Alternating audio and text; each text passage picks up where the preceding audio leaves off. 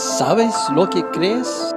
Por fin tenemos la sesión 11. Durante 3 semanas hicimos el intento, pero mi voz no permitió. Pero hoy, Señor, gracias por tener voz de nuevo. Entonces, sesión 11. Yo creo que todos ya saben dónde están las sesiones anteriores, el PowerPoint y videos en i-ccc.cl/sabes. Y ahí está el código QR para llegar al canal YouTube. Obviamente, solo los videos allá. Resumen, sesiones anteriores. Sesión 1, 2 y 3 era Dios existe y desea decir ¿cuál Dios?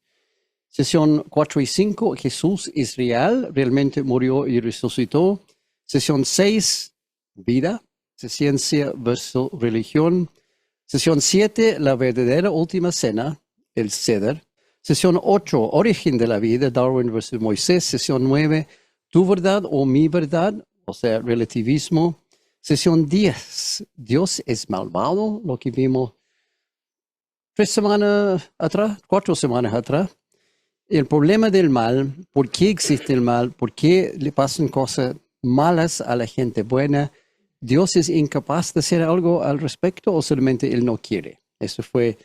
Fuimos mirando un argumento filosófico, bíblico, una combinación de las dos cosas. Porque Dios nos dio libre albedrío y es imposible tener un universo donde las personas tengan libre albedrío, pero el mal no puede existir. Es como una contradicción. No es posible hacer la pregunta, ¿Dios puede hacer una roca tan pesada que él mismo no lo puede levantar? La pregunta en sí no es válido. También no es válido la pregunta, ¿se puede hacer un universo con libre albedrío, pero sin la posibilidad del mal? No es posible. Se escapa de la posibilidad. Y no es que Dios no quiere dar una solución, Dios ya provió la solución para esto del problema del mal, y la solución es Jesús. Pero quedó pendiente otra pregunta importantísima referente al bien y el mal. ¿Podemos decidir ser buenos o malos nosotros mismos? ¿O todo lo que sucede es simplemente el destino? ¿Realmente tenemos libre albedrío o es solamente una ilusión? ¿Estamos predestinados? Esa es la pregunta. Y eso es lo que vamos a ver en la sesión de hoy. Es un tema muy interesante. Muchos necesitan saber la respuesta. ¿Bien y mal es decisión o destino? El problema del mal, esto realmente es parte de lo que vimos la semana pasada, pero ahora es la predestinación referente al bien y mal. ¿Existe libre albedrío o es solamente una ilusión? ¿Somos solamente robots programados? Y programados tan bien que ni siquiera damos cuenta que estamos programados. Algunos toman ese punto de vista. Si vieron la película El Matrix, un poco así, que vivimos en otra realidad. Entonces, ¿qué dice la Biblia al respecto? Romanos 8:28. Ahora bien, sabemos que Dios dispone todas las cosas para el bien de quienes lo aman, los que han sido llamados de acuerdo con su propósito. Porque a los que Dios conoció de antemano, también los predestinó a ser transformados según la imagen de su Hijo, para que Él sea el primogénito entre muchos hermanos. A los que predestinó, también los llamó. A los que llamó, también los justificó. Y a los que justificó, también los glorificó. Otro más. Efesios 1, del 4 al 11. Dios nos escogió en Él antes de la creación del mundo para que seamos santos y sin mancha delante de Él. En amor nos predestinó para ser adoptados como hijos suyos por medio de Jesucristo, según el buen propósito de su voluntad, para alabanza de su gloriosa gracia que nos concedió en su amado. En Él tenemos la redención mediante su sangre, el perdón de nuestros pecados, conforme a las riquezas de la gracia que Dios nos dio en abundancia con toda sabiduría y entendimiento. Él nos hizo conocer el misterio de su voluntad conforme al buen propósito que de antemano estableció en Cristo, para llevarlo a cabo cuando se cumpliera el tiempo, esto es, reunir en Él todas las cosas, tanto las del cielo como las de la tierra. En Cristo también fuimos hechos herederos, pues fuimos predestinados según el plan de aquel que hace todas las cosas conforme al designio de su voluntad. Bueno, ahí están las respuestas. Por ende, según la Biblia, somos predestinados. Dios nos escogió antes de la creación. Hay un plan para todo. Dios hace todas las cosas como Él quiere y por su voluntad, no nuestra voluntad. ¿Ok? Punto aclarado. Todos somos robots. No existe libre albedrío. Asunto cerrado. Fin. Muchas gracias por venir hoy. Chao. Buenas noches. O quizás no es tan así. Quizás estamos leyendo cosas fuera de contexto. A lo mejor no estamos entendiendo bien lo que dicen estas escrituras. Estos de Efesios y Romanos son usados para algunas personas para probar que todo es predestinado y no tenemos libre albedrío. Según ellos, Dios ya ha decidido que algunas personas van al cielo para vivir en paz para siempre y otros van al infierno para quemarse en tormenta y sufrimiento eterno. Ya decidido por Dios. Y no hay nada que podemos hacer al respecto, porque todo fue decidido por Dios antes de crear la tierra. Si uno toma estos versículos que vimos recién fuera de contexto, todo dice predestinado, escogido, Dios decidió. Y estas personas, hay un grupo de cristianos que toman esto fuera de su contexto original y dicen, somos predestinados. Estoy hablando aquí de Jean Calvin, un francés del año 1500 y tanto. John Calvin, Juan Calvino en español. Y esta creencia se llama calvinismo. No es que él lo definió como usan las iglesias calvinistas hoy en día, sino él comenzó filosóficamente con la base, que después fue desarrollado por otros y ellos pusieron el nombre calvinismo. Su doctrina consiste en 5 puntos centrales que forman el acróstico TULIP en inglés. TULIP es una flor, el tulipán. T, total depravity, o sea, depravación total. U, unconditional election, elección incondicional. L, limited atonement, expiación limitada. I, irresistible grace, gracia irresistible. Y P, perseverance of the saints. Aquí dice preservación de los santos, pero debe decir perseverancia de los santos. Pero esa es la definición que yo encontré en español. Dice preservación de los santos. No tenemos tiempo para entrar en todos los detalles de eso. Es una doctrina muy profundo, mucho más grande que solamente las 5 letras. Pero vamos a ver un pequeño barniz para entenderlo mejor. En la página web hay un estudio detallado de predestinación. Si quieres verlo, en ccc.cl/predestinado. Solamente en impreso, no hay video. Creo que hay PowerPoint. Pero ahí tengo un estudio más o menos, un poco más profundo de lo que podemos hacer hoy referente al calvinismo. Hay versiones suaves y duras de esta doctrina. La posición más dura es así. Los seres humanos somos tan terribles malos que no podemos hacer nada bueno. Ni siquiera podemos tomar la decisión de seguir a Cristo. O sea, Dios tiene que tomar esa decisión por nosotros. No somos capaces porque somos tan malos que no podemos hacer ni eso. Por ende, Dios debe actuar personalmente para salvar a cada persona que Él quiere, sin que esa persona pueda aceptar o rechazar la decisión de Dios. Mediante la sangre de Jesús hay salvación, sí, pero solo para la persona que Dios decidió salvar. La sangre de Jesús no sirve para los otros. Eso de expiación limitada. Para los elegidos no hay opción. Es imposible rechazar a Dios. Y una vez que Dios ha decidido que alguien es salvo, es imposible cambiar esto. Su salvación es garantizado, no importa lo que haga esa persona. Y 2 puntos más que quiero hacer aquí. Si tu destino es el cielo, No hay nada que puedes hacer para evitar eso. Puedes robar y matar y torturar y violar y blasfemar hasta maldecir a Dios en su cara, pero igual vas al cielo porque has sido predestinado a eso. Y la sangre de Jesús te protege contra el infierno. O sea, Dios perdona todo eso porque Él decidió que tienes que ir al cielo. Y al revés, por el otro lado, si tu destino es el infierno, es imposible que puedas escapar.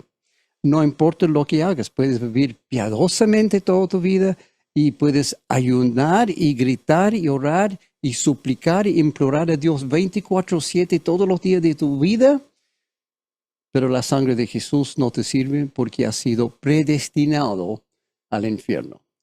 Como digo, esta es la posición más dura del calvinismo. Hay también algunas cosas, puntos como más suaves.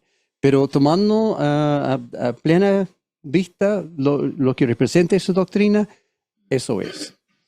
Si Dios dijo que vas al infierno, no hay nada que puedes hacer al respecto. Y si Él dijo que vas al cielo, no puedes rechazar eso. Entonces, a primera vista, según lo que vimos recién, en Efesios 1 y Romanos 8 y 9, parece que los calvinistas tienen razón. Porque lo que vimos dicen exactamente eso, esos versículos.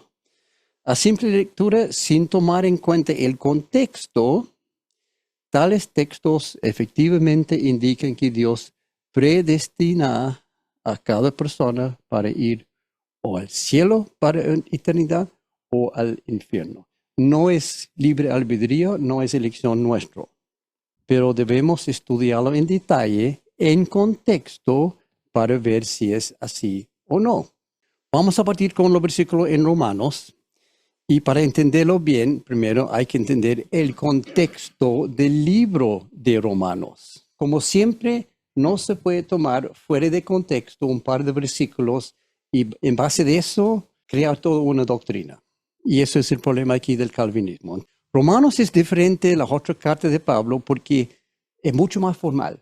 Él, cuando escribió esta carta, nunca había ido a Roma, no estableció la iglesia en Roma, no tenía nadie conocido en Roma, pero igual como apóstol a los romanos, a todas las iglesias, él escribe y por eso toma una posición muy formal. No es como los corintios cuando dice, ustedes, no puede decir nada bueno de ustedes. No, en Romanos él toma un punto de como casi de enseñar, pero sin nada personal. Está como muy universitario, si quiere ponerlo en ese sitio, como profesor universitario. Exacto, ese es lo que está haciendo. El estilo del libro toma la forma de una discusión de Pablo con sí mismo, porque él no conoce a nadie en la iglesia, entonces no podría decir, mira, tal como dijo tal hermano. Entonces él tiene esta conversación con sí mismo y basado en una secuencia pregunta doctrinal seguido por ninguna manera y una explicación. El libro está lleno de eso. Hace una pregunta retórica, bla, bla, bla, de ninguna manera, y después se explica por qué de ninguna manera. Por ejemplo, en Romanos 3, 3 y 4, para tener una idea nomás. Pero entonces, si a algunos les faltó la fe, ¿acaso su falta de fe anula la fidelidad de Dios? De ninguna manera. Dios es siempre veraz, aunque el hombre sea mentiroso. Es un ejemplo. Y el libro entero es así. Él presenta un punto en la forma de pregunta y dice, es así, de ninguna manera. Y después explica. Mucho del libro es así, con preguntas de este estilo, o pregunta retórica, o diálogo consigo mismo. El propósito de Pablo aquí es destruir las doctrinas falsas representadas por alguna de estas preguntas y reforzar la doctrina correcta representada por otras preguntas. Y la secuencia de preguntas y respuestas sigue un camino muy lógico. Por todo el libro él va construyendo y llevando de una conclusión tras otra conclusión para al final de Romano uno no tiene opción. Y él guía al lector por este camino de pensamiento estructurado sin posibilidad de escapar las conclusiones finales.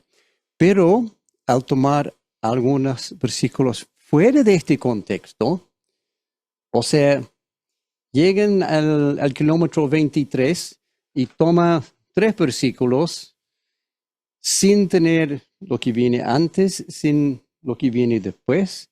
Ahí está el problema de no solamente de calvinismo, de varias otras doctrinas, tomando fuera de contexto partes de Romanos.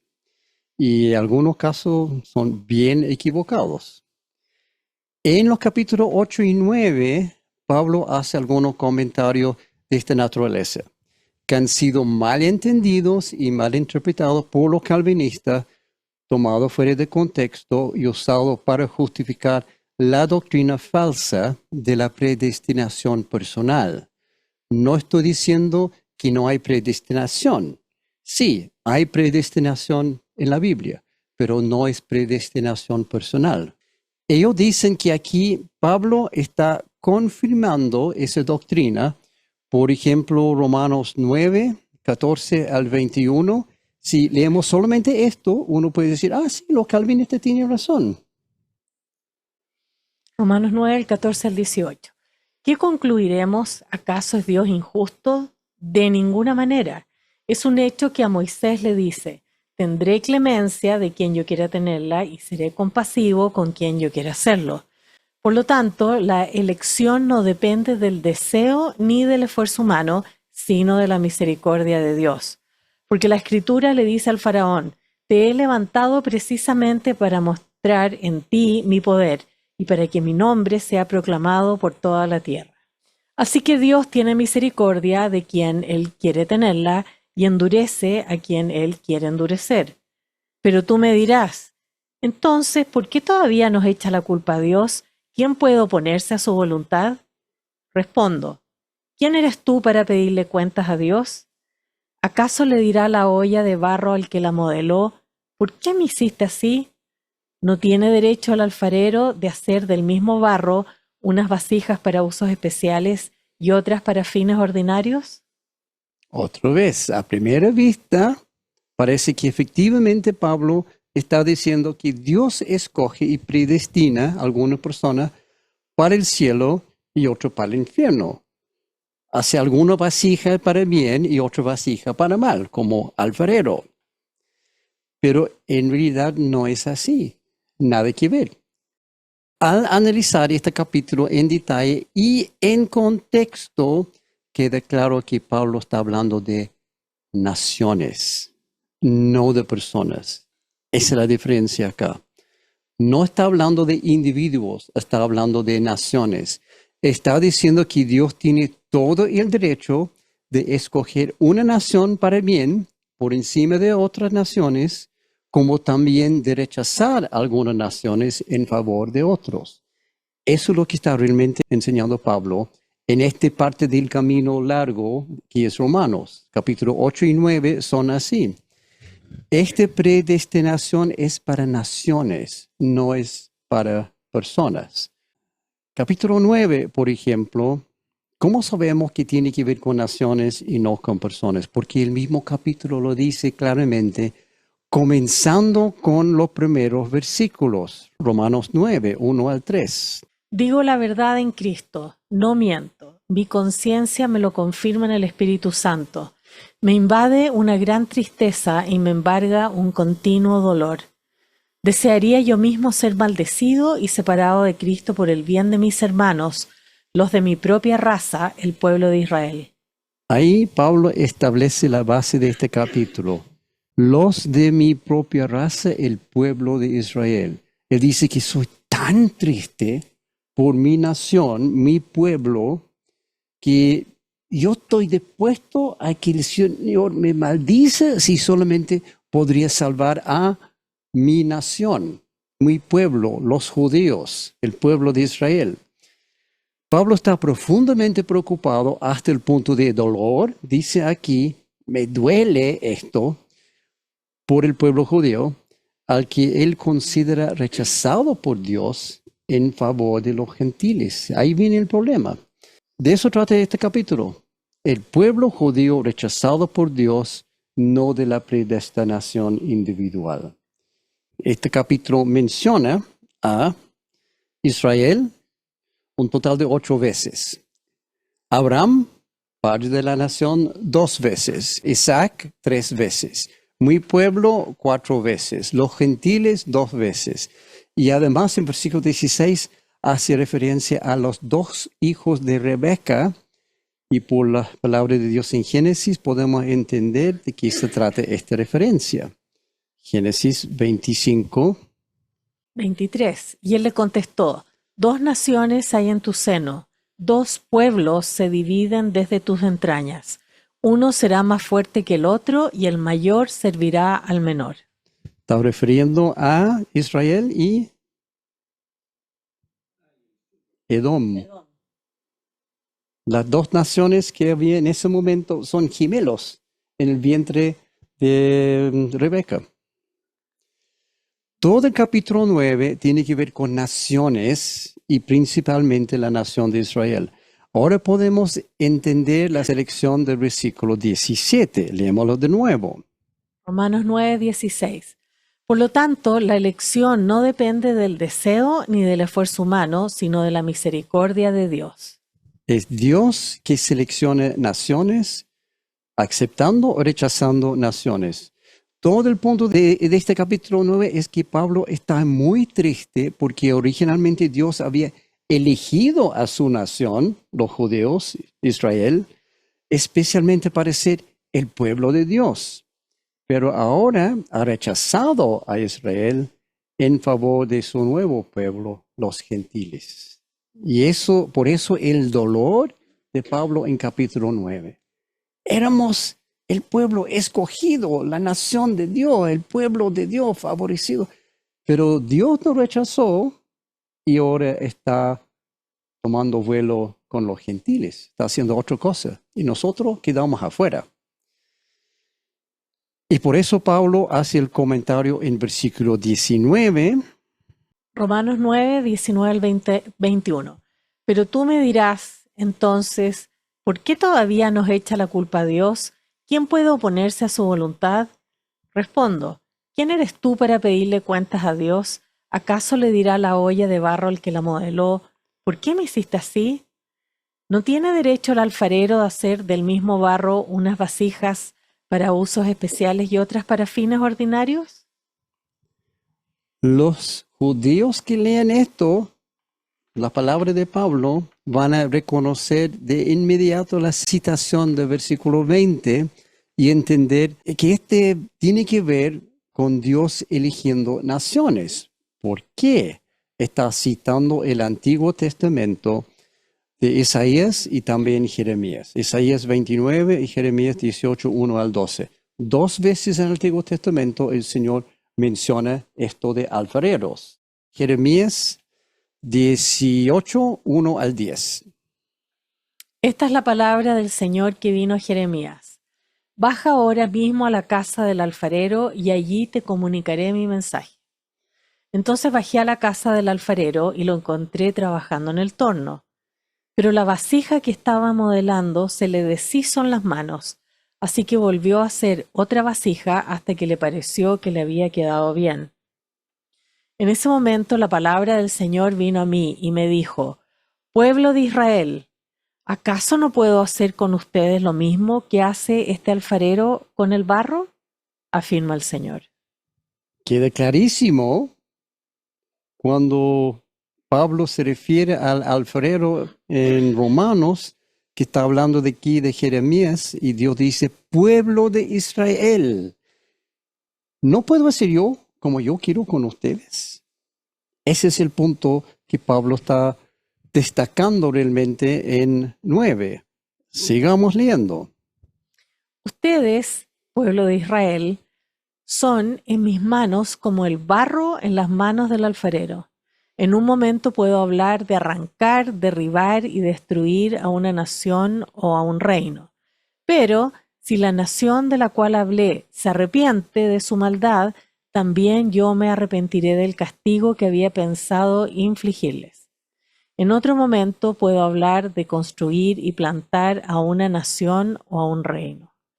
Pero si esa nación hace lo malo, ante mis ojos, y no me obedece, me arrepentiré del bien que había pensado hacerles. Aquí está claro que todo esto tiene que ver con Dios diciendo, yo soy como alfarero, yo estoy modelando naciones, no estoy modelando individuos. Pueblo de Israel, la nación la nación el otro, y esa nación y la otra nación. Entonces resulta que la predestinación de las naciones tampoco es algo caprichoso de Dios. En realidad, las naciones también tienen el libre albedrío de actuar como quieren. ¿Qué dijo acá? Dios, el alfarero, estaba tratando de formar algo bueno con la nación, el barro, pero se le deshizo en las manos. Él no hizo nada para dañar ese barro. Está tratando de formarlo, está modelando y de repente se deshizo en sus manos.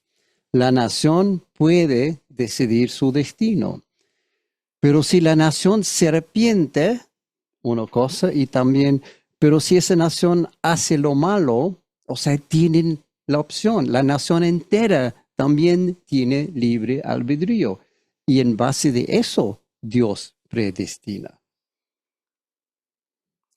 Hay otro punto en esta parte que lleva a la confusión, tomado fuera de contexto, Romanos 9:17. Porque la Escritura le dice al faraón: te he levantado precisamente para mostrar en ti mi poder y para que mi nombre sea proclamado por toda la tierra.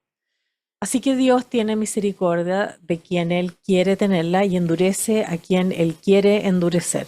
Ahí está claro, nuevamente, está hablando del faraón. Dice que Dios puede tener misericordia a quien quiere o a quien no. Entonces es cierto, Dios sí anula el libre albedrío de personas individuales.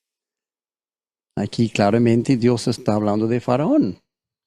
Dios dice que ha levantado a faraón y que ha endurecido su corazón. Excepto que no es así. Creo que vieron eso en la escuela dominical en IPA hace como un par de semanas atrás, hablando de precisamente eso. ¿Quién endureció el corazón de faraón? Tal como sucede en mucha parte de la Biblia, al hablar de una persona que es líder de un grupo, se refiere al grupo entero, generalmente tribus o naciones. Por ejemplo, Jacob es Israel, Esaú es Edom, Cush es Etiopía, Aram es Siria y Faraón es Egipto. Entonces, cuando la Biblia habla de Faraón, está hablando de Egipto. De la misma forma, cuando habla de Jacob, está hablando de Israel. Entonces, aquí, endurecer a Egipto, no Faraón como persona. Romanos 9:17.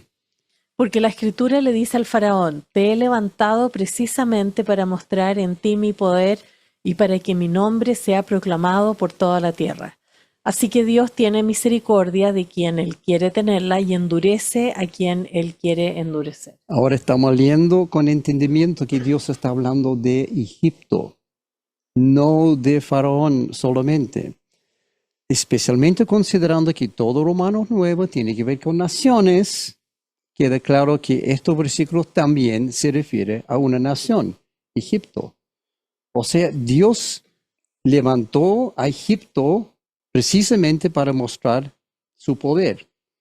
Y después endureció el corazón de Egipto en el momento de las plagas. Dios dice que Él había levantado a Egipto para glorificar su nombre y había endurecido el pueblo de Egipto en contra del pueblo de Israel. Todo este capítulo es naciones, es pueblos, no es personas. Pero en otra parte, dicen los calvinistas, Dios endureció específicamente el corazón de Faraón como persona, dicen algunos. Éxodo 9:12, por ejemplo. Y el Señor endureció el corazón de Faraón y no los escuchó, tal como el Señor había dicho a Moisés. Parece claro, ¿no? Está endureciendo el corazón de Faraón, persona. Pero veamos los capítulos anteriores, ese capítulo 9 de Éxodo. Vamos un paso más atrás, Éxodo 8. 8:15. Pero al ver el faraón que le habían dado reposo, endureció su corazón y no los escuchó, tal como Jehová lo había dicho. ¿Quién endureció su corazón aquí? Faraón. Endureció su propio corazón porque él vio una cosa y como resultado endureció su corazón tal como Dios sabía. Lo mismo en 8:32. Pero una vez más el faraón endureció su corazón y no dejó que el pueblo se fuera. ¿Quién es que endurece el corazón de Faraón? El Faraón mismo. En cada caso fue Faraón mismo que endureció su propio corazón y en cada caso fue como resultado del alivio después de terminar una plaga. Si se acuerdan la historia de las 10 plagas, viene una plaga y Faraón está casi listo para dejar partir, termina la plaga y dice, no, no pueden ir. O sea, cuando termina cada plaga, Faraón endurece su corazón. Indirectamente, Dios lo está haciendo, sí, porque Él sabe cómo va a reaccionar Faraón en cada caso. Entonces manda una plaga y como resultado, en cada caso, Faraón endurece su corazón. Lo mismo aquí en este versículo, Dios que dice que Dios endurece el corazón de Faraón, sí, pero la forma que Dios usa para hacerlo es exactamente lo mismo. Otra plaga. Y como resultado de otra plaga, Faraón endurece nuevamente su corazón. En los versículos inmediatamente posteriores a 9:12 tenemos el método que Dios usó para endurecer el corazón de Faraón y también el resultado. Éxodo 9:12. Y el Señor endureció el corazón de Faraón y no los escuchó tal como el Señor había dicho a Moisés. El Señor le ordenó a Moisés madrugar al día siguiente y salirle al paso al Faraón para advertirle: Así dice el Señor y Dios de los hebreos: deja ir a mi pueblo para que me rinda culto, porque esta vez voy a enviar el grueso de mis plagas contra ti y contra tus funcionarios y tu pueblo. Plaga de granizo. Tal como el Señor lo había advertido por medio de Moisés, el faraón endureció su corazón y ya no dejó que los israelitas se fueran. Está claro que Dios está usando las plagas para endurecer el corazón de Faraón como persona y también Egipto como nación. En todo este caso fue Faraón quien endureció su propio corazón al terminar cada plaga. Dios causó las plagas, sí, pero fue Faraón mismo quien endureció su corazón de su propio libre albedrío. Él podría haber dicho, ya, ok, Moisés me convenciste, pueden ir. Pero no, dijo, no, no pueden ir. Ya era un hombre muy duro de corazón mucho antes que llegara Moisés. No llegó a ser faraón de Egipto por ser suave, amoroso, amable y humilde. ¿Se acuerdan lo que había hecho algunos años antes? Tenía a los israelitas como esclavos, dejó mucho más duro, cada vez más duro las condiciones, endureciendo su propio corazón, hasta el punto que llegó a ordenar matar a todos los bebés varones. Y eso fue por su propio libre albedrío. Él decidió matar a los bebés. Su corazón ya estaba bastante duro. Dios solo hizo lo necesario para que el faraón endureció aún más su propio corazón. Hay que tener claro que no es Dios que está como llegando adentro del alma de Faraón para cambiar su punto. No, está dejando cosas en el camino Faraón que él sabe va a tener ese efecto. Y yo creo que él hace lo mismo con nosotros. Pone cosas en nuestro camino que nosotros tenemos que o endurecer nuestro corazón o aprender y hacer otra cosa. No es predestinación personal. Por todo eso y mucho más, el capítulo 9 de Romanos queda totalmente descartado como argumento a favor de la predestinación personal de individuos. Incluso la predestinación de Israel realmente se trata de predestinación para lo bueno, no para mal. Dios quería hacer una vasija buena y la vasija se deshizo en sus manos. por su libre albedrío. Y aquí tiene el señor calvinista, no, espera un segundo, no tan rápido. ¿Qué pasa con el capítulo anterior, en Romanos 8? Romanos 8, 28 al 30. Sabemos que Dios dispone todas las cosas para el bien de quienes lo aman, los que han sido llamados de acuerdo con su propósito. Porque a los que Dios conoció de antemano, también los predestinó a ser transformados según la imagen de su Hijo, para que Él sea el primogénito entre muchos hermanos. A los que predestinó, también los llamó. A los que llamó, también los justificó. Y a los que justificó, también los glorificó. Dios dispone todas las cosas. Los que han sido llamados, predestinó, los que predestinó. Otra vez predestinación, pero ahora sí es personas, individuos, no naciones. Somos robots programados, somos títeres controlados, somos predestinados, según Romanos 8. Esto sí tiene que ver con individuos. Esto no es naciones. Entonces otra vez, bueno, hasta ahí nomás llegamos. No, léelo con cuidado. ¿Qué dice aquí realmente? Versículo 29. ¿Quiénes son los predestinados? A los que Dios conoció de antemano, también los predestinó. Ahí está el punto clave para entender esto de predestinación personal. Dios nos conoce de antemano y basado en eso nos predestina a una eventualidad u otra. Los que Dios conoció de antemano, o sea, Dios ya conoce las personas antes de predestinarlos. ¿Y cómo es posible eso? Para entender esto, es muy importante primero comprender la omnisciencia de Dios. Dios sabe todo, sí, pero ¿cómo sabe todo? La falta de entender eso lleva a mucha confusión, especialmente referente a la predestinación.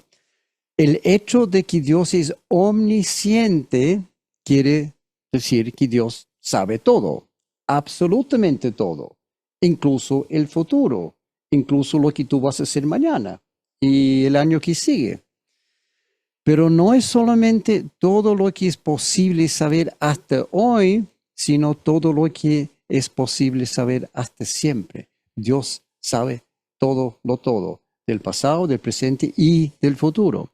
Dios no ve el tiempo de la misma forma que nosotros vemos el tiempo. Nosotros vemos el tiempo como una línea. Estamos aquí. Ayer estuve acá en esa línea y mañana voy a estar en otra parte de la línea. Pero yo no puedo salir de esa línea. Esa línea va avanzando, el tiempo para nosotros avanza exactamente 60 minutos cada hora y no hay nada que podemos hacer al respecto. Nosotros vemos el tiempo con esta línea, una serie de momentos pasando uno por uno en una secuencia inalterable. Dios ve el tiempo como todos los momentos juntos, simultáneamente. Esa es la diferencia, una de las diferencias, obviamente, entre nosotros y Dios. Nosotros vemos ese tiempo avanzando. Dios ve el tiempo como un todo y lo ve siempre. Porque Dios no vive en el tiempo como nosotros. Dios vive fuera del tiempo. ¿Dónde vive Dios? En la eternidad, no en el tiempo. Hay varias escrituras que tengo aquí para entender eso. Isaías 57, 55, Romanos 11, 2 Timoteo. Vuelve a este diapo después y lentamente va estudiando esta escritura para entender que Dios no vive en el tiempo. Puede estar en el tiempo, sí, pero Dios vive en la eternidad. Hay una buena ilustración que yo encontré. Si tú eres un pez que vive en un lago, solamente puedes ver lo que hay directamente delante de ti. El pez no puede ver lo que está al otro lado del lago. Puede ver solamente lo que está frente a su nariz. Pero si tú eres el piloto de un avión volando sobre el lago, puedes ver todo el lago juntos, simultáneamente.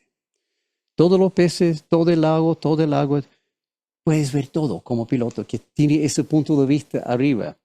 Si pensamos que el agua es como el tiempo, Dios tiene ese punto de vista de todo el tiempo simultáneamente. Nosotros como peces podemos ver, aquí estoy yo, vengo de allá, voy por allá, pero Dios ve todo. Son dos puntos de vista radicalmente distintos. El pez ve solamente una pequeña parte del lago a la vez, tal como nosotros vemos el tiempo.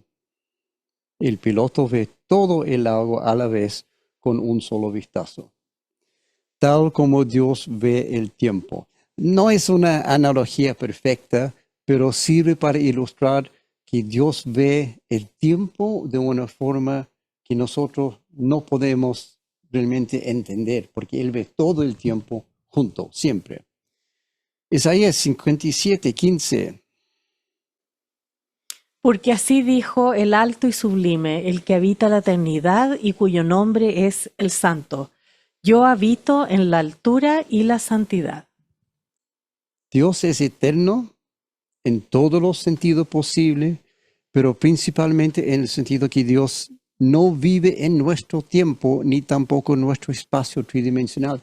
Él hizo el espacio, Él hizo el tiempo, pero no habita en el tiempo, habita en la altura y en la santidad. Habita en la eternidad, dice Dios, no en el tiempo.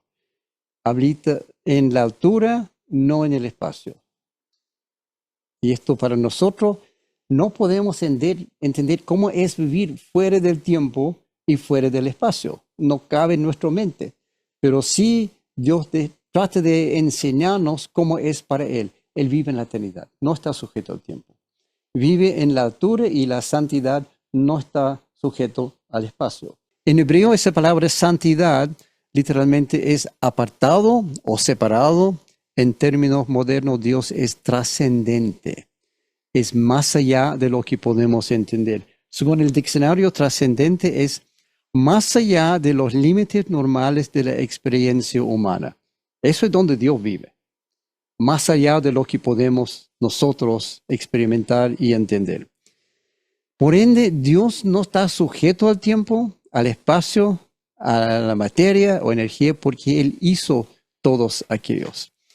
Y eso es lo que Dios crió en Génesis 1 al 3. En el principio, Dios crió.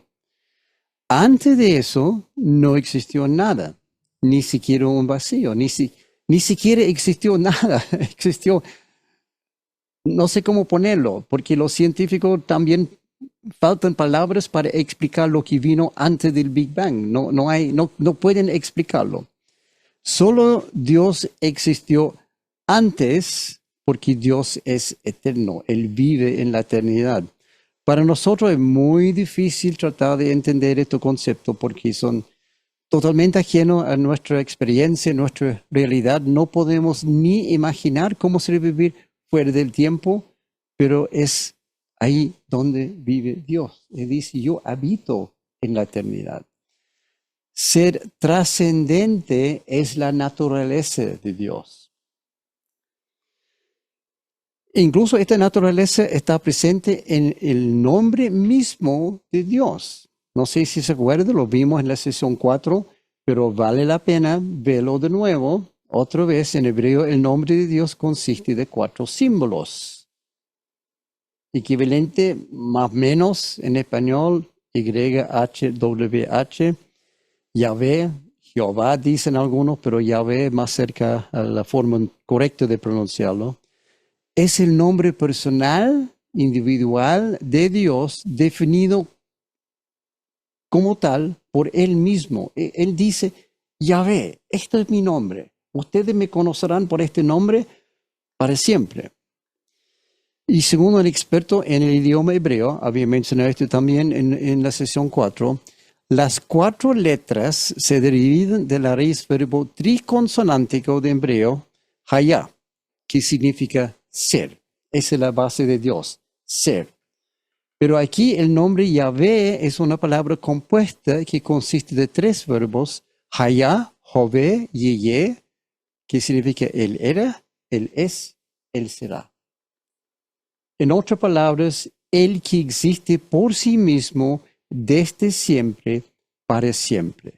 Eso es el mismo nombre de Dios, indica que Él es eterno. Y Él existe por sí mismo, no requiere nada más para existir, ni el tiempo, ni el espacio, ni nosotros. El mismo nombre de Dios indica claramente que Él existe fuera del tiempo, pero también en el tiempo. Y que para Él todo el tiempo nuestro existe simultáneamente. No como una secuencia de momentos uno tras otro, como nosotros lo experimentamos. Omnipresente significa que Dios está presente en todas las partes del universo a la vez, y omnisciente significa que Dios está presente en todos los momentos del universo a la vez. Judas 25. Al único Dios, nuestro Salvador, por medio de Jesucristo, nuestro Señor, sea la gloria, la majestad, el dominio y la autoridad desde antes de todos los siglos, ahora y por todos los siglos. Amén. Este varón entiende la naturaleza de Dios. Desde antes de todos los siglos y por todos los siglos existe Dios. Ahora mismo, Dios está presente en todos los momentos antes de la creación, en la creación misma, en todos los momentos desde la creación hasta hoy, en todos los momentos del futuro también. Dios no tiene que, a veces decimos nosotros, Dios pasea por el tiempo, como Dios es un individuo que va paseando al futuro, al pasado, al presente. No es tan así. Dios siempre está en todos los momentos, tal como Dios siempre está en todas las ubicaciones, simultáneamente. Dios ve todo y vive todo eso ahora mismo, porque Él es Yahvé. El que era, el que es, el que será, el que vive, el que existe por sí mismo. Perdone que estoy enfatizando eso tanto, pero es importantísimo entenderlo. Dios conoce las intenciones y acciones y decisiones de las personas antes que ocurren en nuestro tiempo, porque Dios no está sujeto al tiempo como nosotros somos. Dios ya está viviendo tus decisiones futuras. En este momento, Dios ya sabe qué vas a hacer de aquí a un mes más, un año más, 5 años más, 5 minutos más. Dios ya lo sabe porque Él está en esos momentos, al igual que está en este momento. Dios es omnisciente, sabe todo porque está presente en todos lugares y todos los tiempos. Dios puede ver en nuestro futuro cómo vamos a actuar, qué decisiones tomaremos, qué vamos a hacer, y en base del conocer de antemano, Dios efectivamente puede predestinarnos a ser transformados según la imagen de su Hijo. Eso es el significado de Romanos 8. Predestinación personal sí, pero en base de nuestras decisiones futuras. Pero es nuestro libre albedrío tomar la decisión de seguir a Cristo, y en base de tal decisión, Dios nos predestina a la salvación. Este parece un poco enredado, pero es muy importante entenderlo para entender por qué el calvinismo es incorrecto. Ahora podemos entender correctamente Romanos 8. Vamos a leer esa parte de nuevo y toma en cuenta lo que hemos aprendido. Romanos 8, del 28 al 30. Sabemos que Dios dispone todas las cosas para el bien de quienes lo aman, los que han sido llamados de acuerdo con su propósito. Porque a los que Dios conoció de antemano, también los predestinó a ser transformados según la imagen de su Hijo, para que Él sea el primogénito entre muchos hermanos. A los que predestinó también los llamó, a los que llamó también los justificó, y a los que justificó también los glorificó. Ahí queda más claro. En nuestro libre albedrío tomamos nuestras decisiones, Dios lo ve y en base de eso somos predestinados o a la salvación o a la perdición.